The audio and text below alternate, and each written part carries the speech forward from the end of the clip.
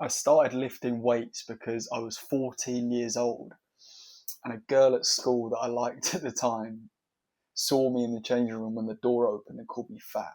And it got around to me. And from that day on, I was like, right, I need to do something.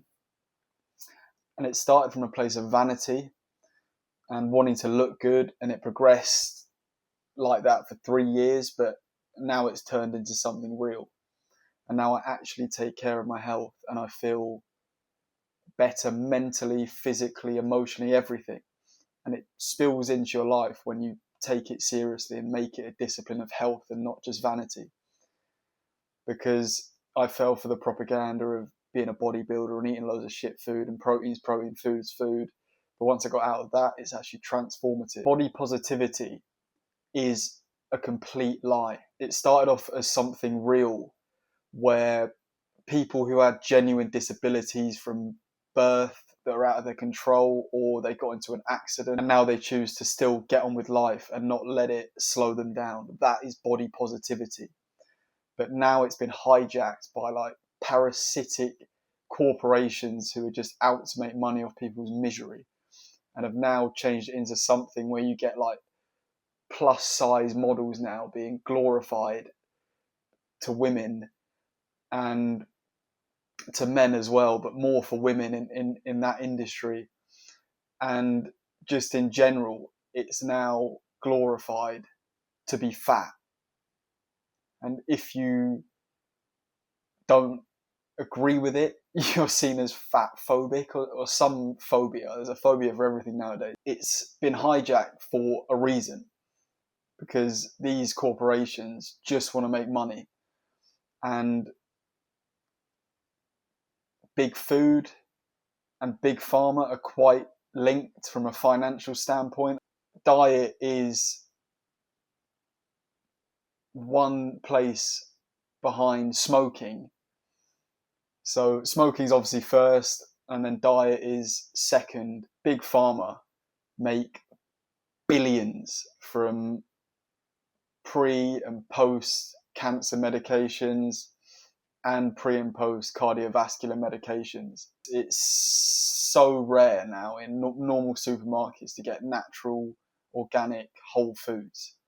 And if you want it, you've got to really seek it and pay a premium for it. So what I'm getting at, these corporations are not going to tell you that it's bad to be overweight or unhealthy, because at the end of the day, unfortunately, they profit from you being unwell.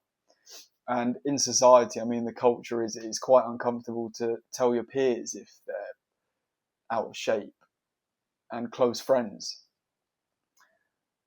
But it's not wrong to nudge people who have full control and no medical implications, and it's completely down to laziness and unmotivation. And then you mix in all the propaganda that it's okay to be fat. It doesn't help the cause. So it's not wrong to nudge your people that you care about and tell them like what is going on. Like, come on, like this isn't you. Being out of shape is a massive disrespect to yourself, and it's not from a vanity standpoint. You're not meant to become Arnold Schwarzenegger, and it's not for the way you look only. It's literally, it should be your number one priority. If your life's in a bit of a mess, the best place to start with is putting your health first, and ignore the people that say it's obsessive, because at the end of the day, you should be obsessed with your health. And you know, people are going to say funny comments because it's making them insecure and they're trying to keep you on their level, but don't listen to them, because they weren't saying anything when you were out of shape. And when I say getting in shape, you want to look athletic, you want to look lean, you want to look capable. You don't want to look like some twat who can't get through a door and has to walk sideways, or some juiced up roid head. You want to look like someone that's healthy. You're losing weight so you can avoid being another pawn for these corporations to profit off. And you're gaining muscle, not because you want to be Popeye, but you want to improve your cardiovascular health, because it's a massive factor in ensuring that you have increased blood flow, lower blood pressure. I'm telling you to get in shape, because when you actually get in shape and you look athletic, you look lean, you look capable. And this came from when I started running, doing Muay Thai, doing boxing.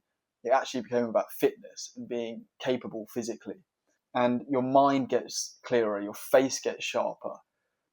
The discipline flows into all other areas of your life when you actually take fitness, nutrition, everything like that seriously.